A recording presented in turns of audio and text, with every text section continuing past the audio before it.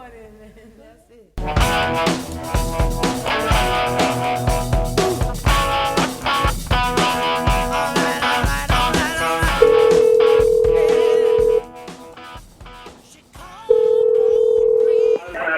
John. Hello, Kurt. Where are you at? We're at the Edgewater. Happy birthday. Oh, thank you. Happy birthday to you too, Jessica. We all have birthdays within a matter of a few days. Okay, you guys ready? Are you ready to get your assignment? Hello? I lost them.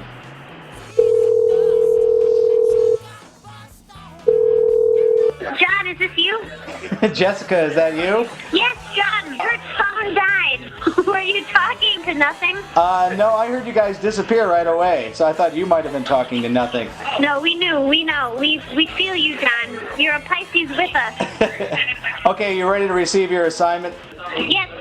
Here. We're ready to receive. Jessica and Kurt, you have 15 days to conceive, write, and record an audio piece on the topic of home. H-O-M-E. Home.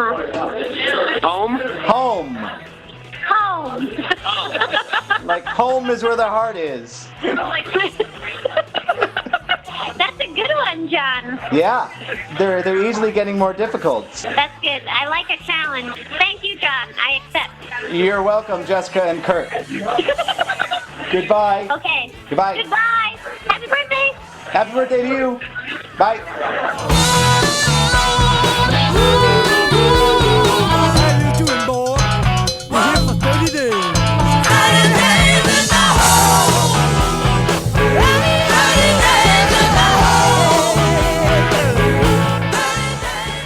Hello and welcome to our second episode of The Hole in 30 Days. I am John Pearson. And I am Eric T. Roth, and home is going to be the word that directs our journey over the next 30 days. So here are some definitions. A dwelling place together with a family or social unit. An environment offering security and happiness. To the center or heart of something. To move or lead toward a goal. My journey home at the end of our last podcast got us both thinking about home, which for the both of us happens to be Chicago. Mm-hmm. I was born here and basically lived here my entire life. My roommate works with an organization in the city that tries to stop foreclosures and evictions, of which there have been many since the beginning of the recession, and he doesn't know this yet. But I'm going to do some work volunteering and pamphleting with him for this organization. Also, my parents just last month moved out of the house that I grew up in. Basically, when I was driving around the West Coast, they were moving all of the stuff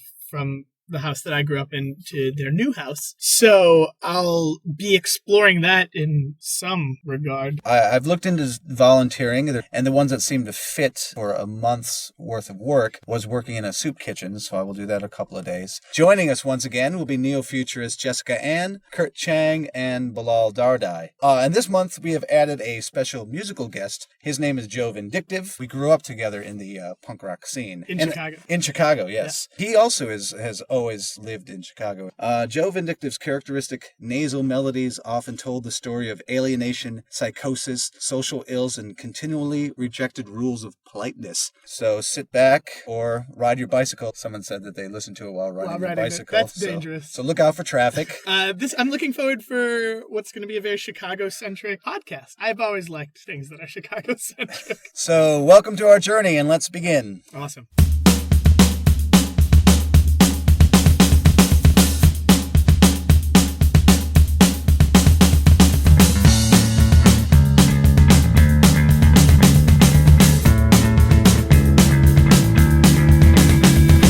Day 1. Types of home. Adobe, apartment, back-to-back, barrack, bedsitter, black house, board and shingle, boarding house, booth, bungalow, bunker, butt and ben, cabin, caboose, camboose, Cape Cod, cottage, caravan, castle, chalet, chateau, chattel house, consulate, cot or coat, cottage, cottage flat, crannog, croft, dacha, deanery, digs, doss house, duplex or duplex apartment, embassy, farmhouse, flat, flatlet, flop house, flatel, garret, range, guest house, hacienda, hall, hogan, hostel, hotel, house, houseboat, hovel, hut, igloo or igloo, inn, lake dwelling, lodge, log cabin, long house, masonette, manor, manse, mansion, metamor, Evermore, Moose, Mobile Home, Motel, Motor Caravan, Mud Hut, Palace, Parsonage, Penthouse, Pidatia, Prefab, Priori, Ranch, Raft, Rectory, Rest Home, Roadhouse, Semi, Shack, Shanty, Shooting Box, Single, Inn, Slum, Starter Home, Stately Home, Studio Flat, Tavern, Tenement, Tent, Teepee, Townhouse, Trailer, Treehouse, Two-Pick or Two-Pack, Vicarage, Villa, Ware, and Wigwam. I'm just going home.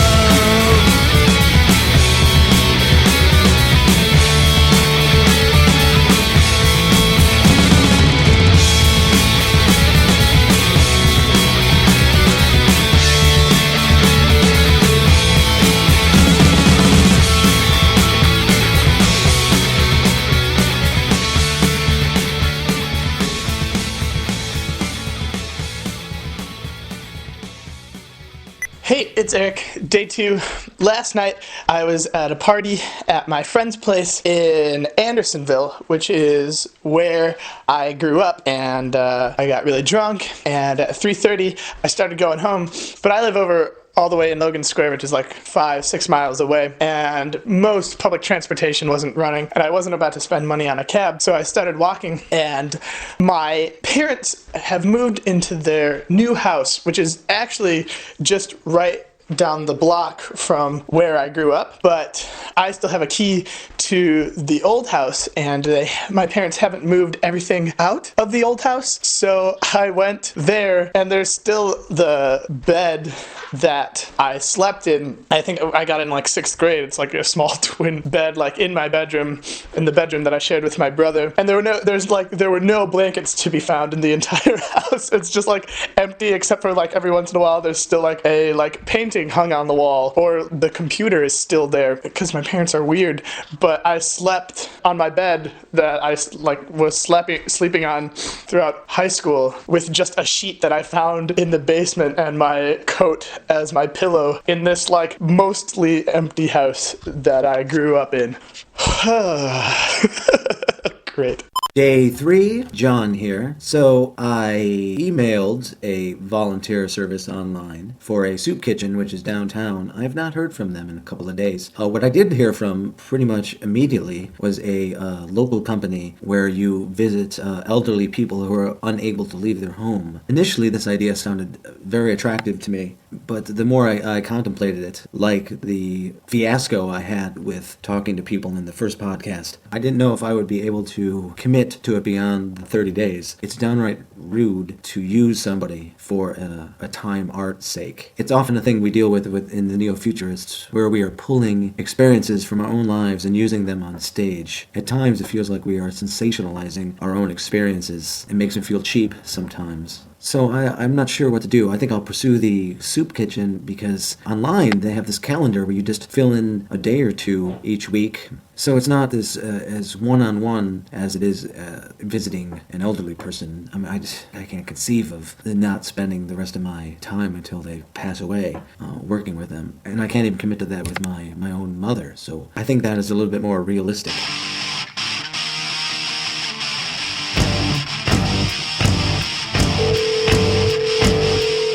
Hello? Hello, Joe. It's John. Hey, how you doing, man? I'm doing pretty good. Just sitting here in my living room in no socks and bare feet and shorts. What are you up to right now? In the home studio, working on some music for the theater. Have I heard rumors that you're actually doing a Vindictives record? I was digging around on my guitar and seeing if I could find any ideas in there. You know, like every once in a while you'll check to see if there's anything left idea-wise for a certain project you've been involved in. I found some stuff.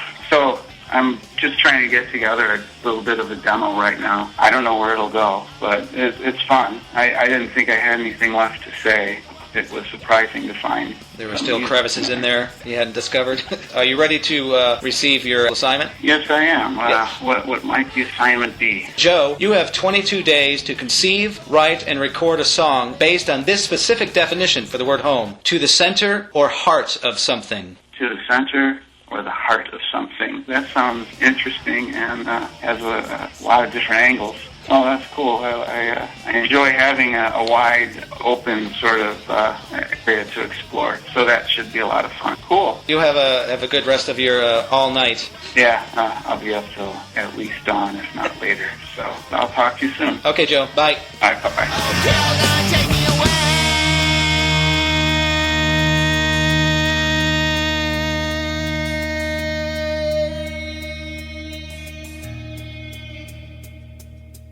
Carol gonna take me away. Hey, it's Eric Roth. It's day 5. It's 5 o'clock p.m. I got up at 1.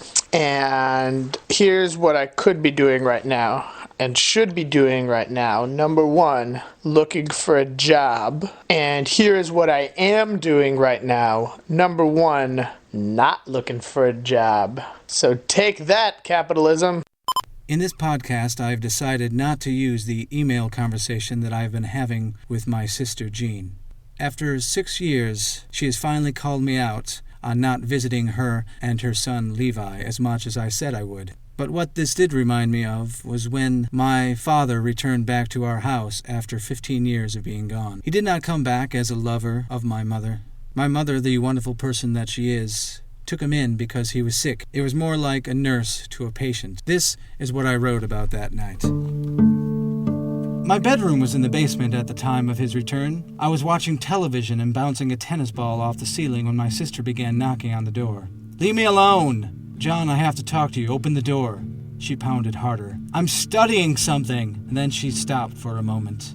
"Dad is upstairs." "He is not. Go away." She began pounding again, using her arms and her feet. My sister Jean does not give up easily. She is stubborn for the sake of being stubborn. I opened the door. "What do you want?" She stood there for about 20 seconds, staring into my face, trying to telepathically communicate some kind of cryptic message. Her eyes were shattered glass in a bronze pool. The reasons for any of my sister's actions are beyond my comprehension. I had only felt that she was experiencing a spontaneous need to disappear. She ducked under my arms and sat in a chair across from the television. I looked up the stairs into the living room and I saw our father resting on the couch with his suitcase on his lap.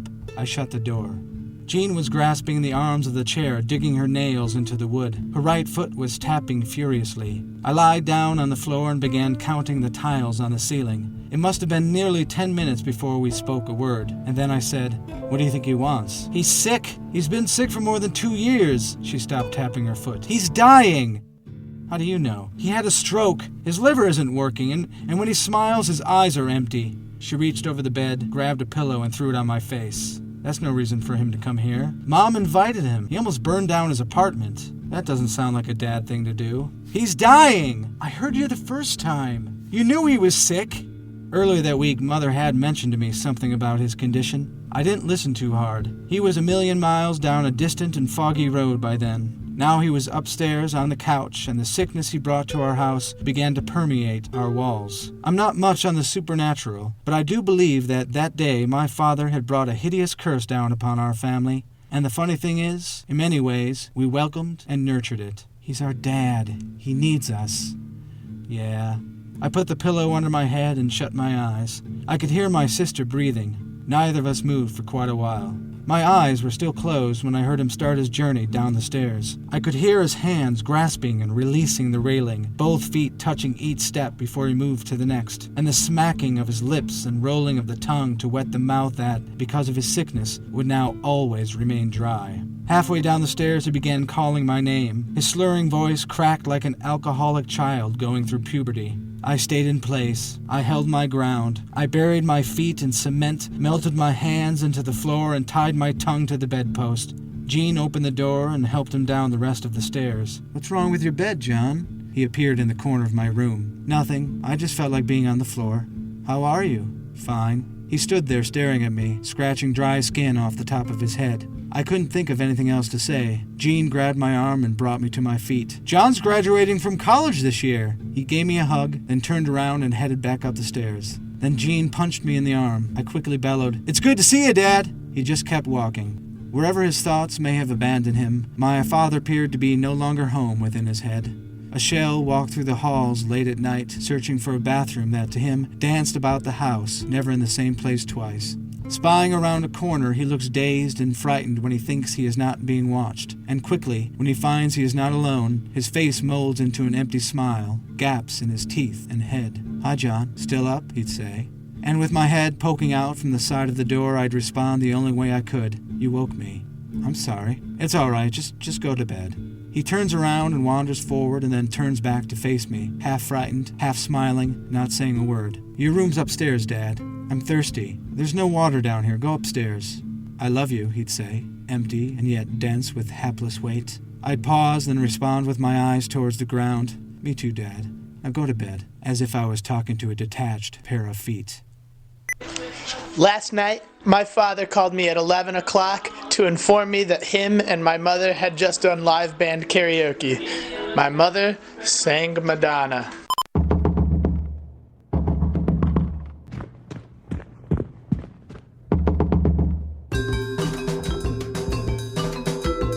This is day 6 on the leap year day, which is always weird to me because leap year makes me think that you're actually leaping over a day, but it's actually one more day. Don't you think that the leap year would have one less day? Because you would leap to the next month? But it gives you like some momentum. There's one more day! Okay. Yeah. No, I thought it was just like a leap that it's happening. Like, that's a leap. What do you guys got in mind for this so far? I was going to do that idea that I talked to you briefly about the recording of that country song, "Will you be ready to go home, ready to go, ready to go, ready to go home," and then get like a bunch of people to sing that. Like, I want to get like 50 people singing that song, and then Jessica. This is like an intense subject, so I was like, maybe I shouldn't write about my past just so I don't cry. But I always do, even when I'm trying not to. But I was thinking, like, maybe I should just write about like the future.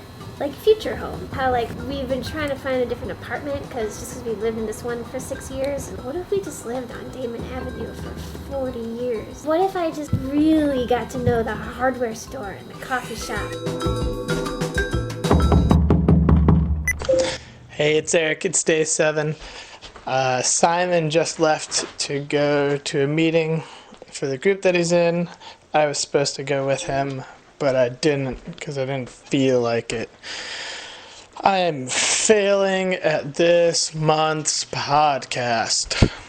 John here. I gave a secret assignment to Paige to interview strangers on the street about home, since I failed miserably last time and that she ended up being much better than I was at approaching strangers. That it would be great to have her do that for this podcast. As a side note, I have actually gone in the opposite direction in talking to people. I have actually, since that last podcast, fearlessly gone onto the train with my headphones on. Now I just sort of wander the world, restricted by my own headphones and philosophy that I'm listening to. But here's what happened to Paige on day 7. Hey, this is Paige. I started this project as a way to speak to strangers and ask them questions using the word home as a template, but I ended up in the hospital again with something a little more serious. I had a bilateral vertebral artery dissection, which basically means I had some tears in the arteries leading up into my skull. And so as a result, I have had multiple panic attacks. I feel like the contents of my skull are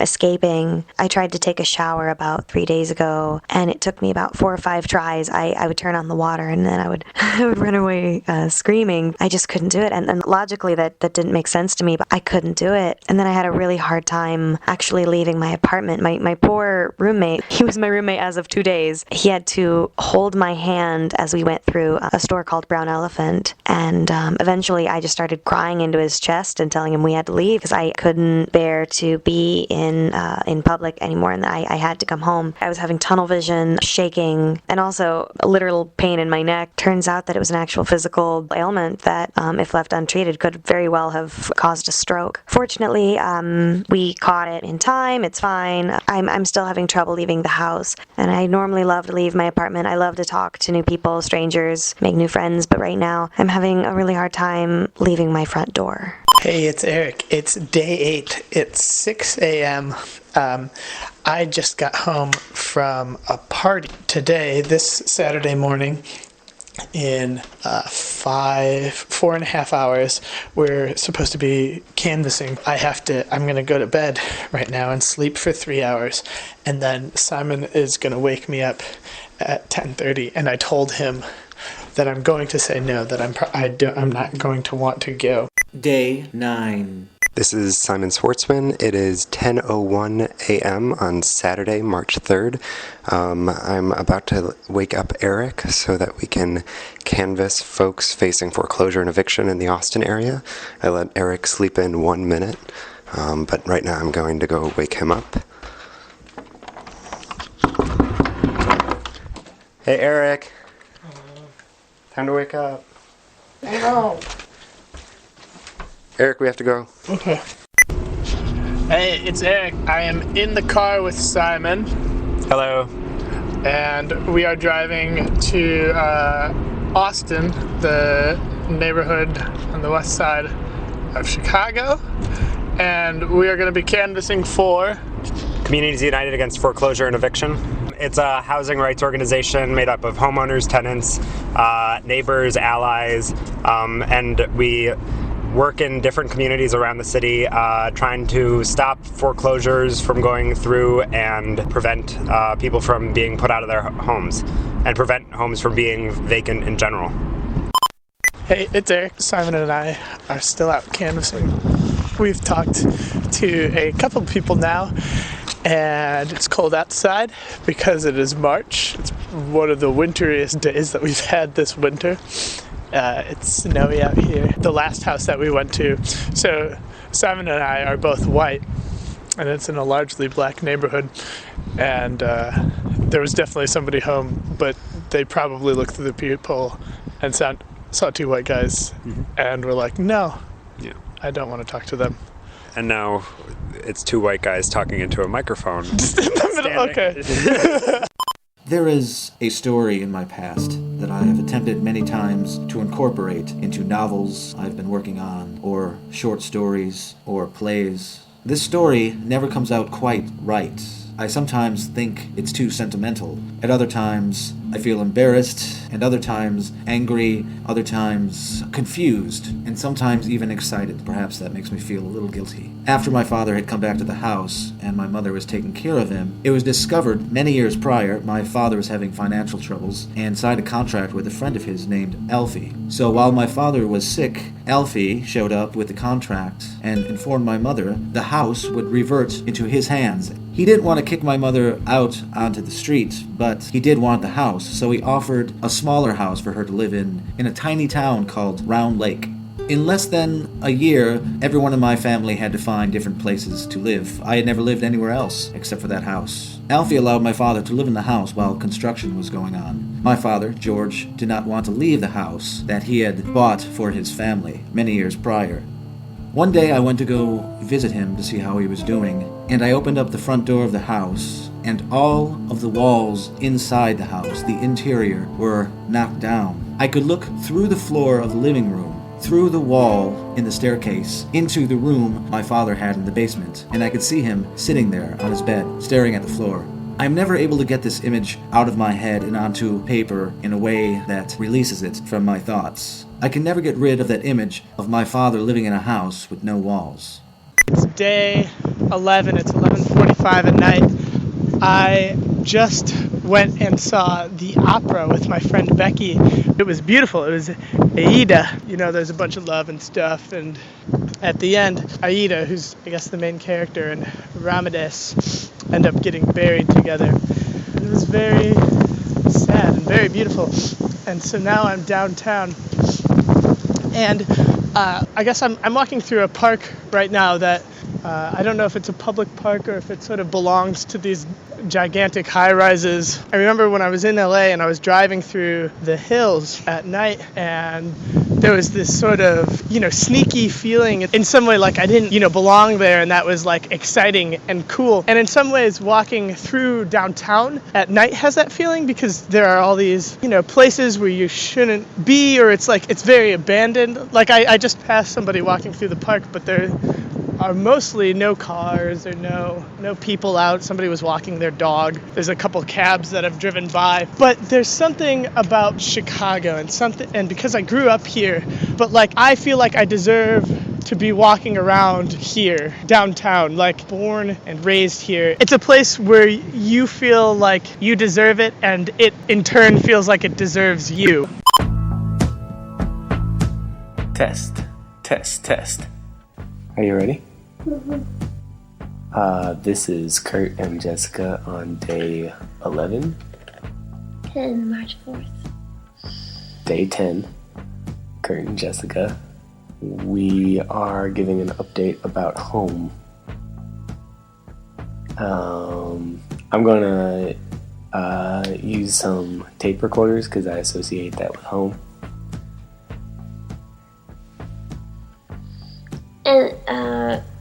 Casey lives on Damon Avenue.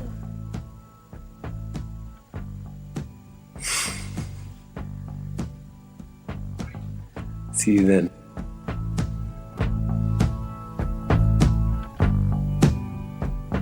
Oh, and we should mention that we are at our dining room table, which is also a library. Face like an angel, she could be anything. Emmeline, Emmeline, I'm gonna write your name high on that silver screen.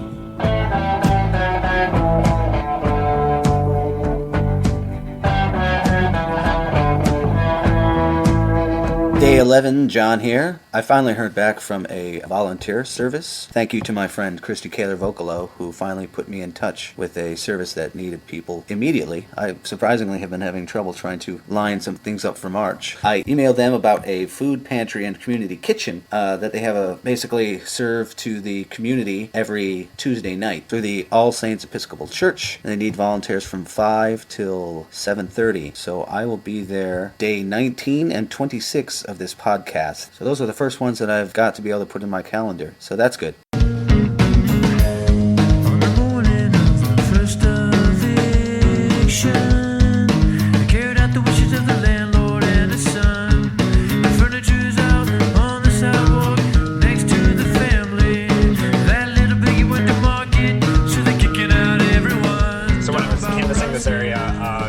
Back. It was one of the hardest hit areas in Austin that we'd canvassed so far. I was just shocked about like how it's not right around here, but maybe just south of here. Just like there are like stretches where there are like 3 buildings in a row, or every third building is in foreclosure or is vacant, and some of them you can't see it because foreclosure isn't always visible. Like you can see it on a map, and when you're canvassing and you just like can say, oh, I can just like walk from house to house basically, and I'll be talking with folks who are facing eviction at each one. And like that whole apartment complex. Yeah. It's just all about how you deal with it, you feel me? Listen here. When life seems hopeless, it make a nigga lose focus. Empty beer bottles and roaches. Helps to get it off my chest, cause I'm so stressed. And all I hear is fuck the world. When life seems hopeless, it make a nigga lose focus. Like that woman this morning was saying, like, you know, who's buying up these properties? Nonprofits, development companies, speculators, you know, real estate companies, so that they can, you know, throw some paint on the walls and sell it for more, or hold on, or just sit on them until the housing market turns around in like 10, 20 years. Yeah. What's this place right here? Do you know that? No. It's like a garden. There's a tree with a bunch of signs on it. It says the Barnes and Wells Garden. From the outhouse to the White House, same hands, picked cotton, now can pick presidents. Lie down with the dogs, get up with the fleas. Give a man a fish, feed him for a day. Teach a man to fish, feed him for a lifetime. And then right across the street. Boarded up. I also feel weird rubbernecking like this, like being like, oh, look at this oddity of all these houses. Yeah. I'm on my way home. They say home is where the hate is. My dome is where fate is. I stroll where souls get lost like Vegas. Seen through the eyes of rebel glasses. Pray to God that my arms reach the masses. The young smoke grass in grassless jungles. Rubber band together in cashless bundles. We wear struggle in chains. Divided only hustle remains. Yeah, this one was boarded up. There. Jesus. There. For sale right next to it. There. So just on this 2-block stretch, like this was just shocking. Yeah. It was on a 2-block stretch. There are maybe a dozen and a half properties that are empty or for sale or boarded up. This area has just been like depopulated. Why is that? Well, partially because of people speculating on it, but also partially because like with that Cicero at Cicero and Lake, that Brock's Candy Factory, when you take away the jobs, I mean, from an area. The people aren't going to be able to stick around when there aren't as many jobs. And Brock's moved to Argentina. Right, in 2007.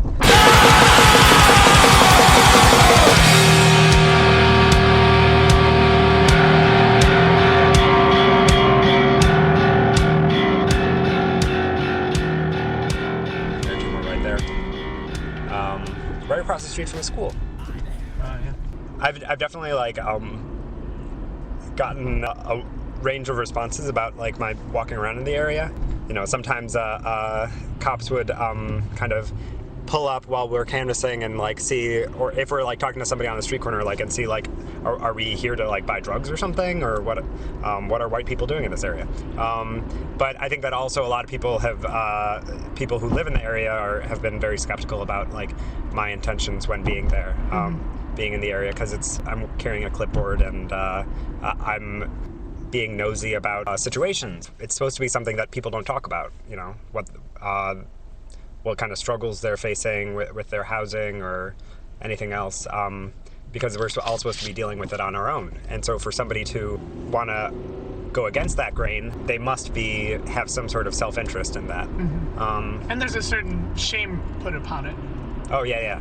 There's shame, but there's also fear of people like me, who leaving flyers. A lot of people, we were talking with that guy before, they're law firms, and there are quote unquote community organizations that prey upon people.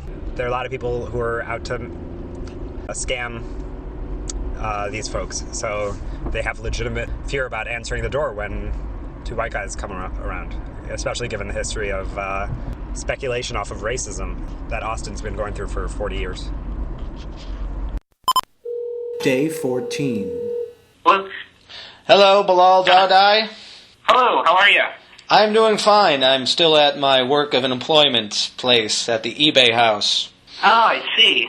Where are you at? I am at home. At home? Do you have your child in your arms? I do not. He is currently having his diaper changed.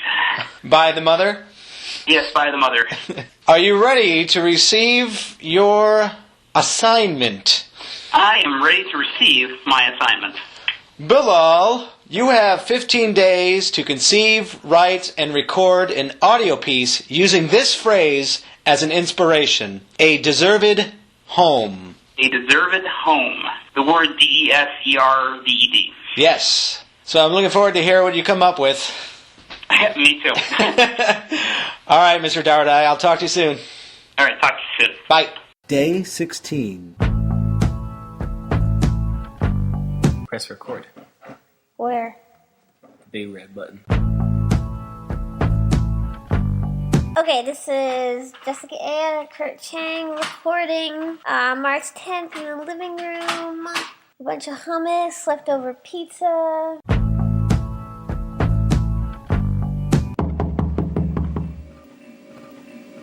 Dear Kurt, I think we should live on Damon Avenue for the rest of our lives.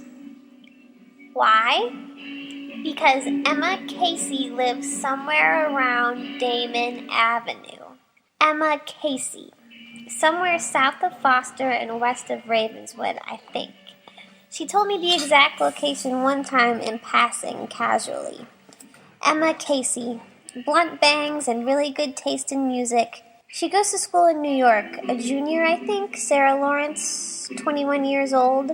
She lives in New York, but she grew up right around here, and this is where her home is. And she makes all her own clothes. And we know her because she volunteers at the Neo-Futurarium, and we know her father because her father taught at Cherubs, which is where we met and fell in love. Emma Casey comes home to Ravenswood every winter and every spring. This is her home. I grew up on 10909 South Longwood Drive, apartment number 3, Chicago, Illinois, 60643. You grew up on 10002 Forest Grove Drive, Silver Spring, Maryland, 20902. I sent all your letters to Forest Grove Drive, even when you were away at college. Sturdy people lived in your home. The letters were always saved for you. You always had a home. Every spring and every winter, piles of paper waiting for you, set aside for you. My situation, my home, was a little different. Soft, always taking new shape. A different set of numbers in the upper left-hand corner. Your letters were gold to me, kept in a locked drawer 10 million leagues below, because I just never knew. One time, I got to the end of a hallway in my Longwood Drive apartment, and even before the walls opened into bedroom, I knew something was wrong. My older sister was sitting in the rocking chair that framed the yellow lace curtains. She was bleary-eyed and reading the Holy Bible. She looked at me, looked at her, blinked twice, and then asked me if I wanted a moment alone. I didn't. I got ready for school. There were boxes under that bed, and not 1 ounce of any shred of any fiber can speak to the whereabouts of those long rectangular boxes, those black shoes, that set of baby teeth. We didn't last the summer. I'm not domestic. I don't need a pitcher of iced tea baking on my patio. I certainly don't want a pie cooling on my bay window, but I would like to be myself and you a set of sturdy people, sturdy enough to keep things, important things, in piles, in clear plastic containers arranged and ordered for the sake of someone special. Oh, let me just give you their address. That way I'll definitely get it next time I'm home. We were together, you and I, 7 years before we were married, and that entire time, whenever I asked you where you kept my letters, you said the same thing. Not sure, think they all burned in a fire. Most of the stuff in the attic was ruined by either fire or water damage. I didn't believe you. Someone had to be keeping them in a locked drawer 10 million leagues below. Safe. And then suddenly, just this past Christmas, our first Christmas as next of kin, there they were, in the mail, all stuffed into one large puffy envelope. Thought you guys would want to have these. Love, Mom. She knew exactly where they were the entire time. We are 2 sturdy people stacking the years up and up, keeping track and staying put. So for the rest of her life, whenever she visits home and decides to bike east to the theater or north to that cafe, she can look up at our window and say, I know them. Love always, your biggest fan and newlywed, Jessica Ann.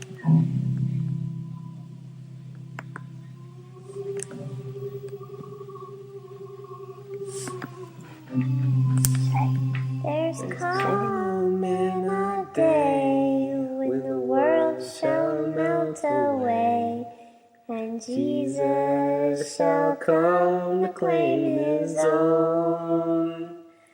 No more tears, no pain, no woe in this wicked world below. Then will you be ready to go home?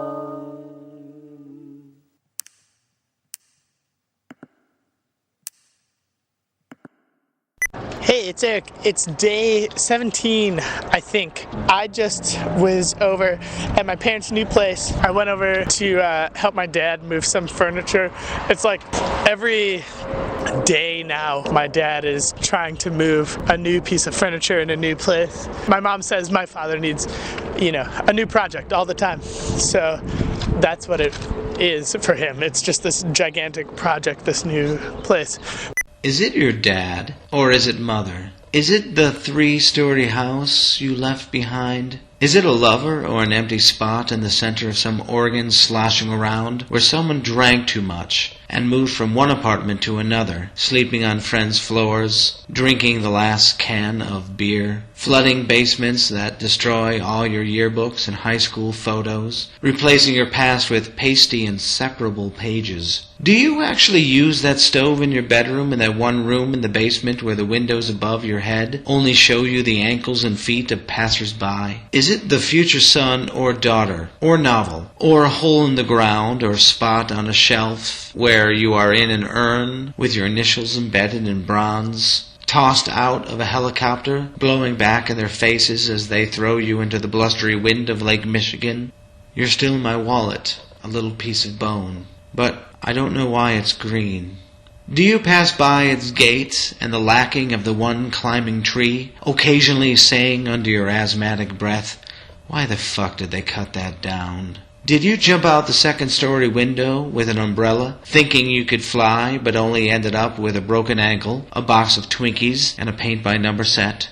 Did you refinance at the right time? Can you see the day that it will be yours? Can you really pay that Romanian asshole another dime when he refuses to seal that leak in the ceiling above your bookshelf? Is that your skyscraper you envision through the penthouse window? Or is it a sandwich a volunteer made earlier in the day? Did your mother cut off the crust, or do you eat it whole? Is it a foreign place your son or daughter left you to die? Oh look, there's a clown juggling. Maybe he'll put down those balls and play me in a game of pinochle. Does anyone know how to play that anymore? Hello? Hello? Oh, that's right. There's no one here. Day 17. This is Joseph. I've had a lot of time to ponder the whole concept of home and, the whole idea of center and heart. I was around a lot of friends over the past weekend, and this idea kept coming up about how you feel at home because of people you're around, and the closest people to you are sort of your center. I think a lot of us walk around in an egocentric state of mind, feeling like we're the center of everything, that the world sort of branches out from there. But for most of us, I think that the center is our people, our closest allies in life. Okay, Houston, as I stand out here in the wonders of the unknown in Hadley, I sort of realize there's a fundamental truth to our nature. Man must explore. Bilal Dardai on day 19. I am considering the idea of a deserved home, and I am walking around in the back room, which is our library, with my son in my arms, trying to get him to sleep. He's been very, very attentive the past few days. I think his vision's getting more acute. The past 5 days I've been thinking a lot about the idea of the word deserved and what that means, because you can deserve something in a good way, you can also deserve something in a bad way. Like a deserved punishment is as much deserving as a deserved reward. And one of the things I've been thinking about lately is that there are these planets they keep finding way, way, way far away. Allegedly, I have no idea how they can prove this, but they say that these planets could potentially support human life, which is exciting because we are using up this planet at an alarming rate. So the idea of whether or not we deserve to have these other planets available to us, considering how badly we treated this one, is a question for me. And maybe what we actually deserve is to be stuck on this one with the mess we made. Danger, Will Robinson, danger!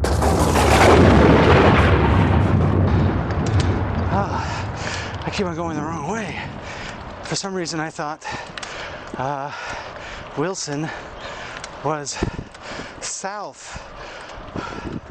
Day 19. What you hear in the background is me, on my bike, trying to find the Episcopal Church in Edgewater. You may hear me say, "My God, why are there so many churches on this one street?" I have been in the city for over 23 years, and I can't remember if Wilson is north or south of Montrose. I know it, but I don't know it. I stop and lock my bike up at 3 different churches before I arrive 20 minutes late to the right one. How could I have missed it? There's a line of over 170 people waiting to get their number for the lottery that dictates in what order they get the food that is given to them for free. It is a worthy cause, and I am ready to work. You may hear me now sorting through boxes of sweet-smelling peaches and separating them from the bruised and decaying ones. I have to do this with plastic gloves on, so it's very difficult. We have to put 5 in per bag, per person. It's hard to open a plastic jewel bag when you have plastic gloves on your hands. This might be the point in which the very intense and anxiety-ridden head volunteer pulled me away from the peaches in order to hand out breads and sweets. Actually, I should say breads or sweets. Each individual gets to look over my shoulder into a small room full of boxes. Random challah bread, danishes, chocolate donuts, white breads, not enough wheat bread, which, if bread is what is wanted, wheat is one they want. There are at least 60 loaves of white bread, but only 3 wheat. There's also 3 boxes full of Irish soda bread. After a while, I have a moment to read the ingredients, and then immediately begin offering them in place of the coveted raisin bread. It comes to no surprise that the first items to go are the donuts and the danishes. And like any line going into an amusement park or a movie theater or into a principal's office in high school, or waiting for a bed for the night. There are all types and races of people. I am insanely naive and am surprised that there are not as many people that look outright homeless, dirty, and smelly. That's odd because in the punk scene, a good third of my friends were dirty and smelly, and a smaller percentage of them were purposely homeless. I see some of those types here, choosing to get their food for free. I see the one released from psych wards because many of them were shut down in the 80s by Ronald Reagan. That's about as current and semi-accurate my knowledge on mental health facilities in Chicago and its suburbs is. Most in line are from homes of low income, feeding their family on these danishes and peaches, but some are freeloaders, and I look them dead in the eye. I know your secret. Oh wait,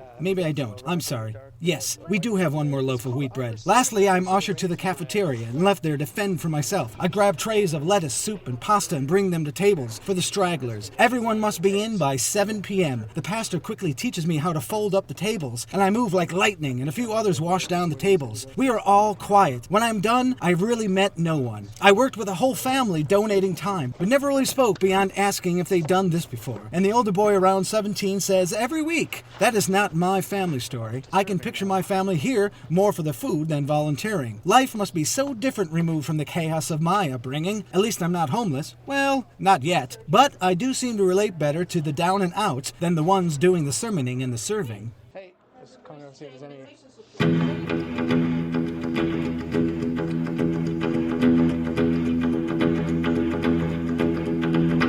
In 1649, to St George's Hill, a ragged band they called the Diggers came to show the people's will. They defied the landlords, they defied the laws. They were the dispossessed, reclaiming what was theirs. On day 20, I went with Simon to Carlos and Maria's house to talk about their upcoming court date.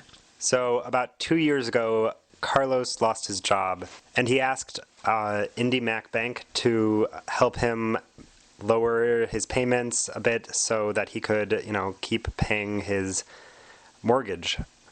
They promised to work with him even as he was going into foreclosure.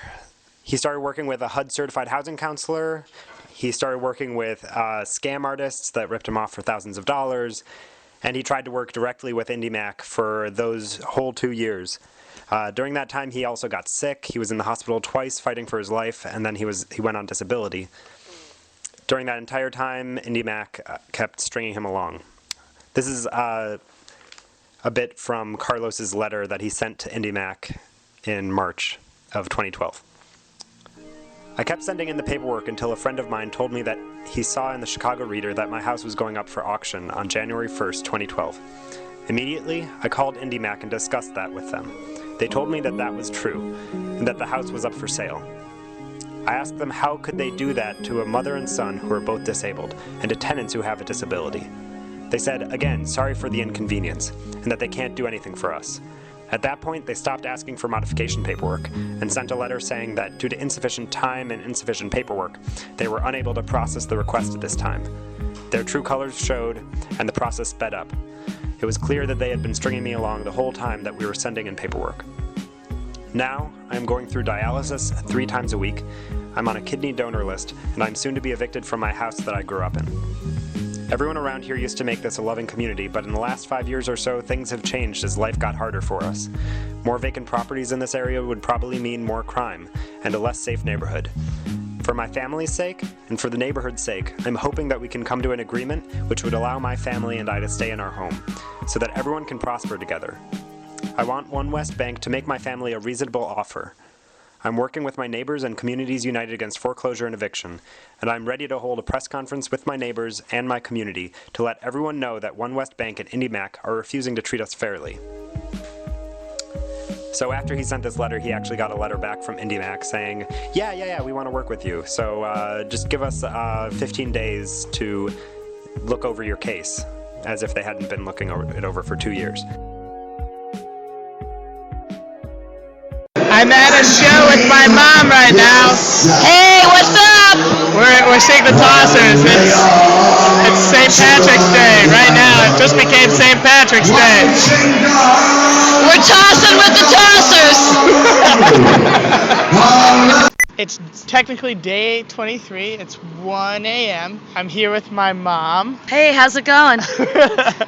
We just saw the Tossers in order to ring in St. Patrick's Day. What did you think about the show, Mom? The show was great. They're an amazing band. Love the violin, love the whistle, love the music. We had the special seats up in the top balcony. Yeah, my friend working the show, he was a security guard there, and my mom, who is short, couldn't see on the ground floor, and we were talking to him, and so he got us VIP passes to hang out. What'd you think about the slam dancing, the mosh pit? That scared the shit out of me. They looked there like they were having fun, but let me tell you, I was glad I wasn't down there. Yeah, whatever floats your boat. I like yoga. Some people like smashing each other in the head. I just had a conversation with my mom. She was sort of giving me the breakdown on sort of the neighborhoods that she grew up in as opposed to the neighborhoods that my father grew up in. And my father grew up on the south side, and to my mom, the south side is very much a demonstration of the segregation of Chicago. And they were both born in the 50s, so, in the 50s and the 60s and the 70s, as both of them were growing up in Chicago. My dad grew up in Englewood, white neighborhood at the time, and then black people started moving in, and they moved out. And they moved to the suburbs. They were sort of part of that, white flight. And to my mom, it's sort of this demonstration of racial segregation and this idea of values, that there are values that are protected, but there are other values that are not accepted, as opposed to where my mother grew up. My mother grew up on the north side. They were gentrified out in a different way, or they were moved out by DePaul when DePaul started expanding. DePaul is a college. And my mom went to an integrated school, and it was that sort of racial bigotry or xenophobia. She was saying that my dad's dad would say the N-word. It was just sort of part of his vocabulary.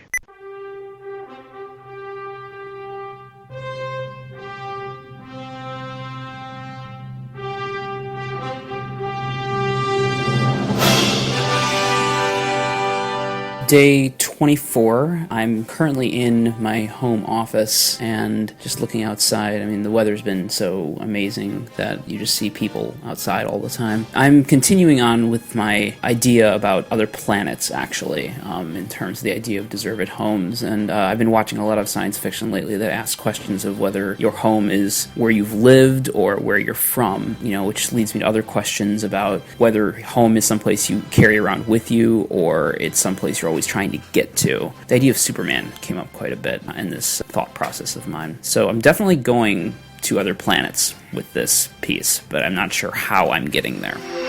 To infinity and beyond. We're blasting through the dawn. To another galaxy. Won't you come along with me to infinity and beyond? To infinity and beyond. Turn those thrusters on. Faster than the speed of light, we will carry the fight to infinity and beyond. My parents recently moved out of the house my brother Zandy and I grew up in. They have yet to sell it. It is mostly empty save for a few boxes. I brought up the idea of walking through the house and telling stories about growing up in it to Zandy, and he was all for it. It's Eric. It's day 25. I'm here with Zandy, who's my brother. Hey, guys. We are standing right outside of our house, which is on the corner of Winnemac and Ravenswood. This is where we grew up.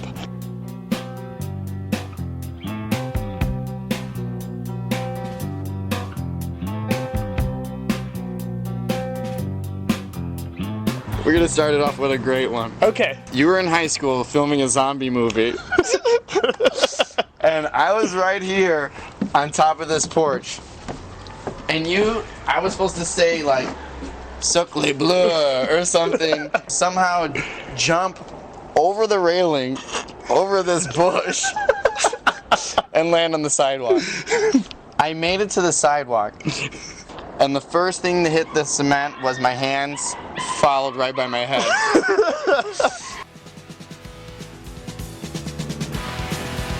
Let's go inside. For sure. Look at your house.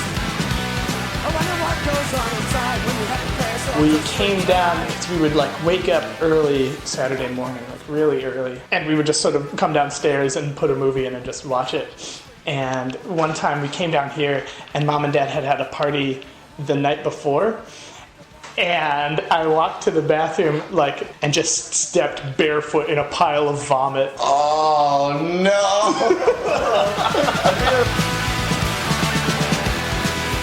You tried to put my head in the toilet once. There's a story of when we were kids and you were like taking a bath for the first time by yourself, and I just kept putting toys in there with you. Because I thought you would really enjoy toys. So you were just sitting there and just surrounded by all of these toys. With just a little bit of water. Yeah. I'm like my love. Outside? Yeah. I have a great story for this back porch. What? The possum. Oh my god. I don't know how it can be so hard to get rid of a possum because it plays dead. You could easily just scoop it up and get rid of it. But Dad had this thing that was in the shape of a hoe, but it was like a fork. Oh. Spikes. And he's just swinging the thing at it, and I don't know, it was really scary. But when you're 13, 14, it's get the camera. Oh. So we got the camera. Eventually he got it into a shovel and he flinged it on the back porch. When you watch the video, it's Dad with a sledgehammer upside down. It's just a split of a second. He goes, "Don't film this." Dirty old town. Dirty old town. Do you remember when Dad threw all of my shit out into the backyard? I do. That's not a fun story. Sorry.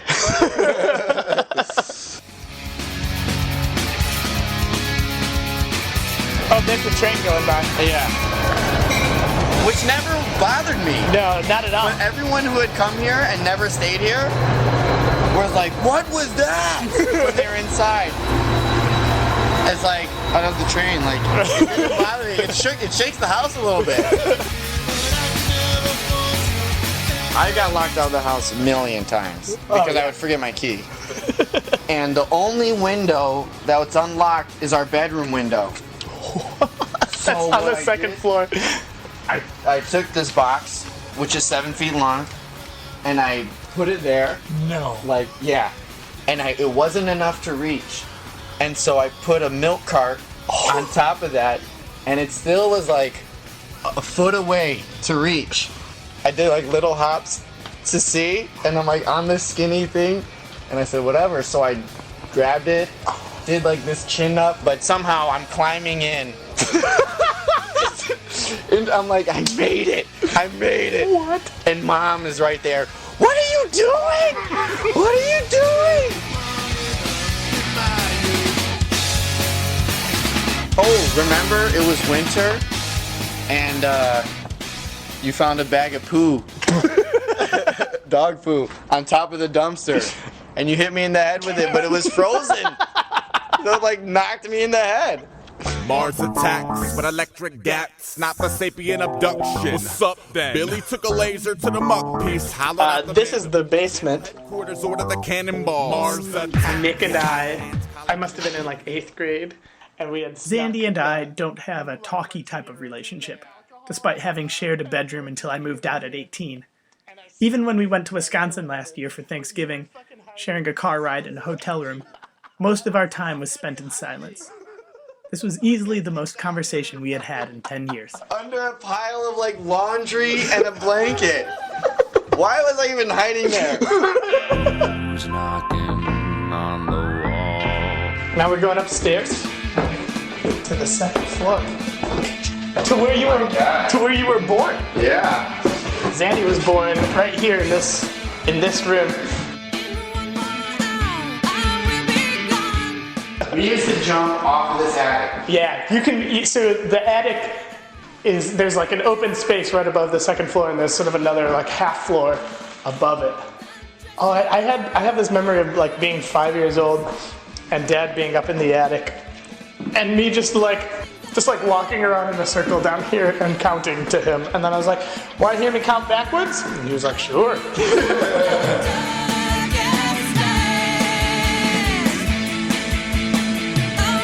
Here's our room. Oh my god. You picked on me. You didn't let me sleep. Oh, one time I pepper sprayed Mom in here because somebody had gotten me pepper spray for Christmas. I remember. Or it was like a white elephant gift or something like that. And she was standing out in the hallway there, and she was like, "See if it'll get me. Spray it in the air." And I was like, "Okay." So I sprayed it, and she stood there, and she's like, "That didn't do anything." And she walked into it, and then it was like, "Ah!"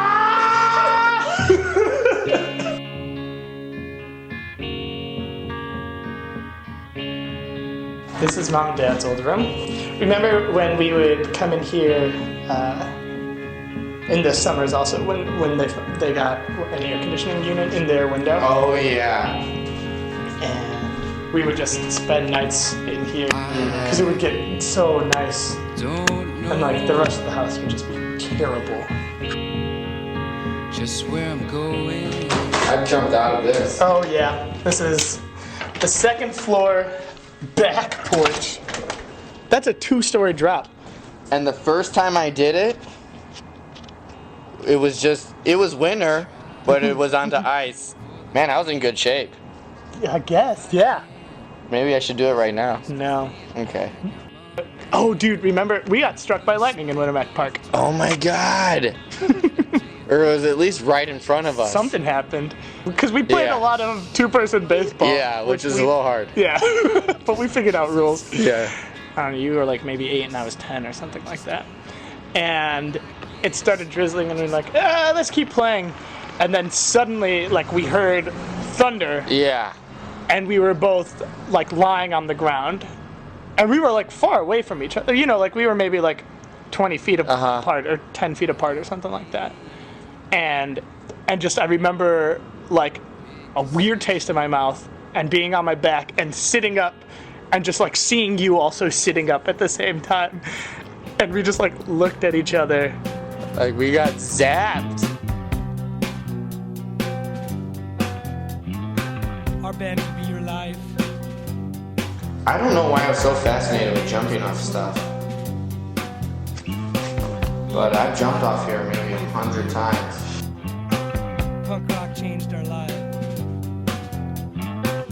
It's so weird that they're leaving, or that they left. Yeah, they're gone. Any other stories? I can't think of any.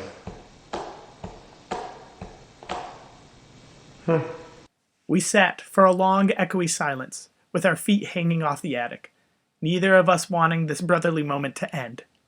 Below us, our empty house creaked. We eventually walked to the park and shared more stories about skateboarding and getting egged. When we were leaving, he reached out to high-five me, and I hugged him. This was fun, he said, smiling.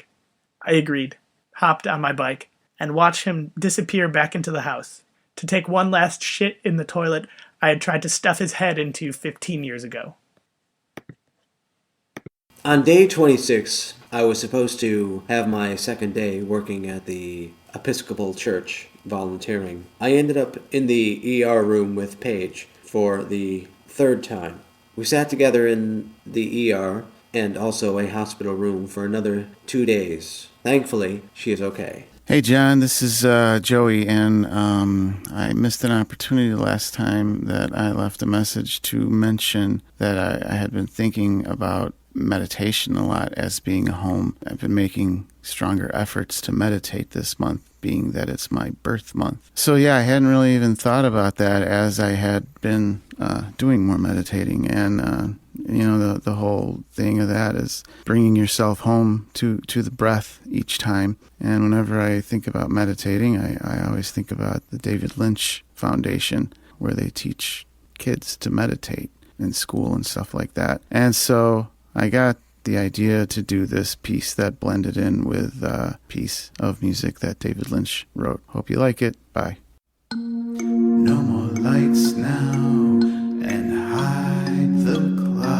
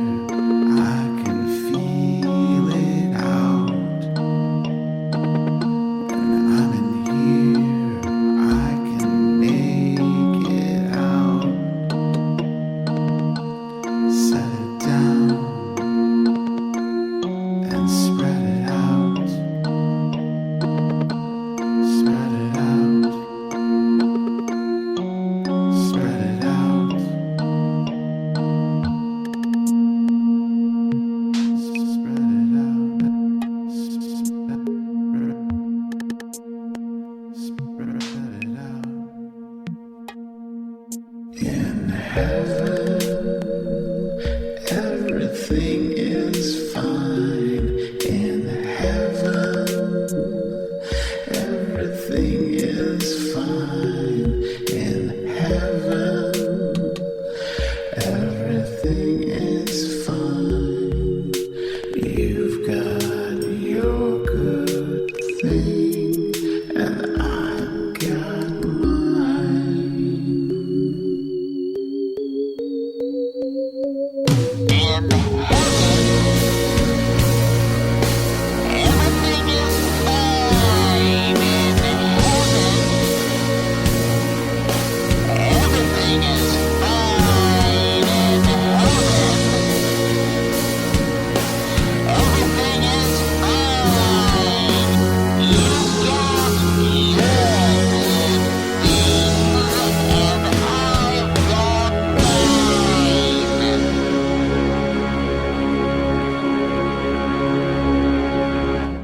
Day 27, John.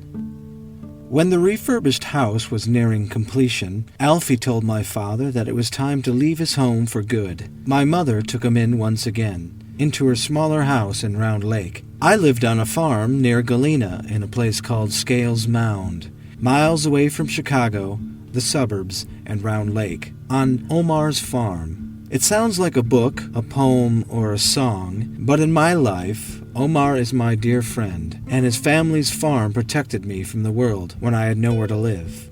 I occasionally had to hop on their tractor and mow 50 acres of grass, or clean the pool. That's all they asked of me. They let me hide there while I prepared myself to face the world on my own terms.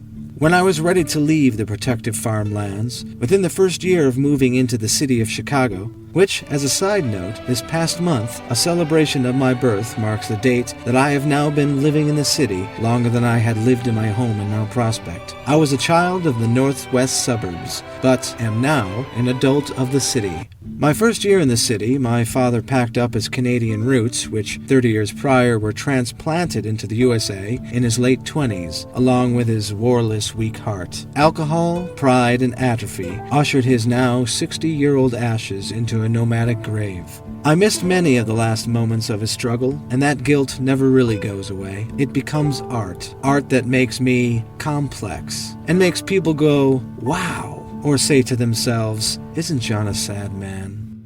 In Dad's last days, I stood in the parking lot of the Holy Family Hospital, looking up at a room that could have been his. Perhaps it wasn't. The romance is what mattered. When I finally went up, he was unconscious. The room felt like a sauna, but without the refreshing mist or any semblance of comfort. I peeked around the corner. I could only see my dad's feet, calloused with gnarly toenails.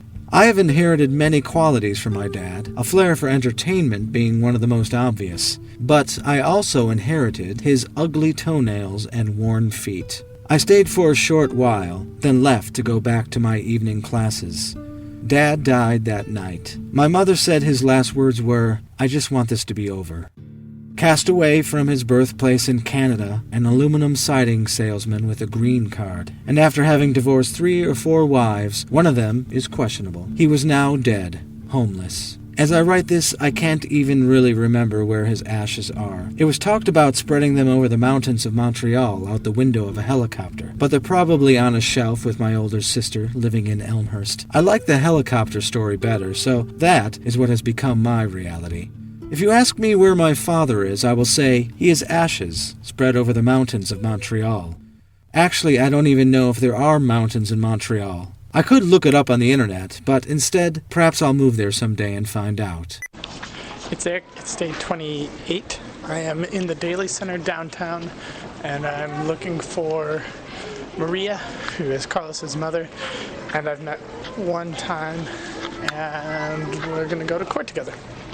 I met with Maria, Carlos, and his brother at the Daily Center. We went up to the 28th floor. In the courtroom, we sat an hour and waited for a Spanish translator while the judge issued out eviction notice after foreclosure notice after eviction notice. One woman shouted at him demanding justice, and with a wry smirk he said, "I'm sorry, I can't give you a free house." Finally, Maria and Carlos stood in front of the judge, where he informed them that their house had been sold and they had 60 days to leave.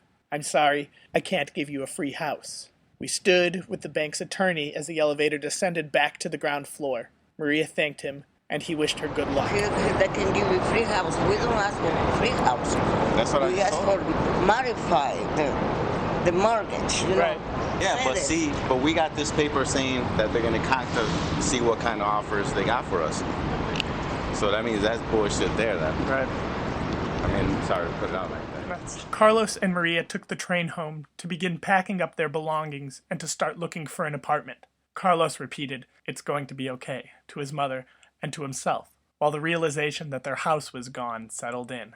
In the next few weeks, they will give a press conference about the injustices committed by IndyMac, One West Bank, and the court system. From the men of property, the orders came. They sent the hired men and troopers to wipe out the diggers' claim, tear down their cottages, destroy their corn. They were dispersed, but still the vision lingers on. You poor take courage, you rich take care. This earth was made a common treasury for everyone to share. All things in common, all people one. We come in peace, the orders came to cut them down. Day 29, this is Bilal Dardai, finishing up my assignment. I am currently hanging out in my office again. Blinds have all been drawn, it's been raining outside, and there is an amber desk lamp that's lighting up the whole room. And this is a piece called Wanderlost.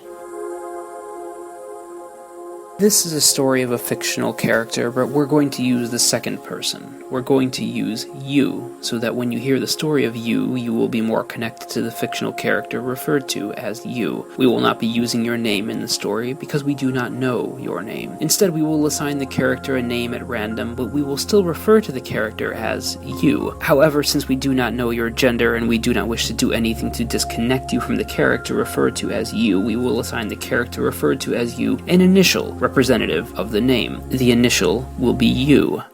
You arise from your bed, but you do not actually wake up until you are in the shower, until there is water rolling down your limbs and the white of the tile has gone from blank space to solid form. You live in a major American city, and you spend too much time with the water too hot, as if you can sterilize yourself from the world in advance. This morning you feel alien, as you sometimes feel alien in the morning, a being from beyond your own subconscious who fell softly to earth on the familiarity of your own bed. You do not belong here. You hear this being spoken plainly in your head, a song you heard a week ago, now on full rotation. You, I'm talking to you. You do not belong here. At once your limbs and organs begin chattering fiercely like stock exchanges and Baptist congregations crammed mercilessly together in a crosstown bus. They agree with the edict, with the public address. They agree that you do not belong here, but they cannot agree where you should go. Your left hand is convinced that it belongs in Holland, while your right is doing research on Panama. Your metatarsals have unionized and signed a petition demanding immediate transfer to Bali. Your kidneys just want the next apartment over. Your lungs want the solace of a cave in New Guinea. Your heart just wants to know where you'd go to find your second love after you both left college.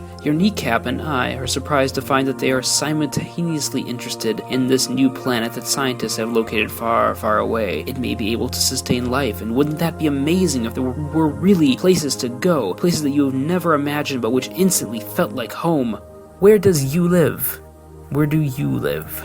A clock goes off where a caffeine molecule breaks apart and the chattering ceases. You look at your half-finished reflection in the window. Your reflection is you. Beyond your reflection is your location. Your location is where you are, and you are your reflection's reflection. You leave the room, you go elsewhere, you come back.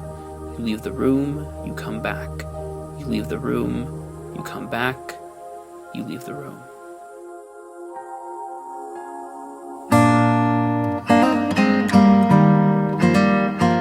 Day 29, John. Went to visit my mother with Paige. My family was worried about all that she had been through the last couple months, so when I planned a visit to record me talking to my mom and my sister about my negligence in visiting as often as a good son and brother should, it made sense to invite Paige to go too.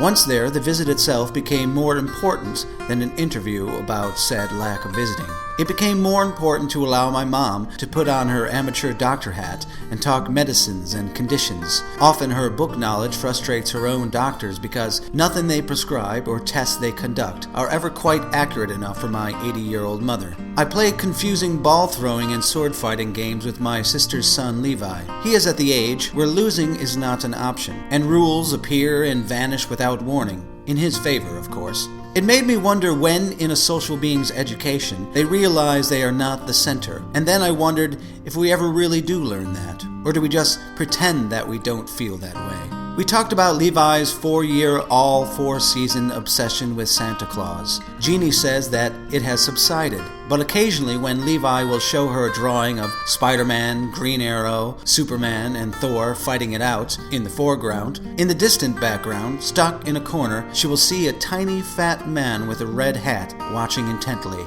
My quiet and calm yet violently intense born-again brother came back from the health club right before we were to leave. He has been sleeping on my mom's couch the past year, waiting for customs to allow him to go back to Israel to continue volunteering for his church, taking care of handicapped adults. He has just been informed that there are many complications regarding his return and that his church, in the meantime, can offer him volunteer work in Moldova, a landlocked state between Romania and the Ukraine. He will work at an orphanage, a home for handicapped and runaways, homeless children. One oddity, he says, is that most volunteering positions cost money. It costs you money to volunteer, I asked? Yes, they want $1,200 a month for room and board. His church was working out a deal. They found a place for $300 a month. He has no idea what he will be living in, but he said it doesn't matter. He lived in a tent in Israel for over a year. Then he said that the real strange coincidence was that when he contacted his supporters in Israel, they talked to him about a new mission. They were sending people to Russian territory to prevent the exporting of children for prostitution into Israel. They asked Jim to take a more active role in helping to prevent this activity while in Moldova. Jim says calmly that the mafia in Moldova is pretty vicious, but that doesn't bother him. My family is a microcosm for the complex nature of all humans. I cannot say my brother is a saint, but I can say I underestimated his character. What have I added to the nurturing of humanity? I am not inclined to say I have done nothing. I'm just not sure what counts and what doesn't. In the quiet, misty morning, when the moon has gone to bed, when the sparrows stop their singing, and the sky is clear and red, when the summer sees its gleaming, and the corn is past its prime, when adventure's lost its meaning, I'll be homeward bound in time.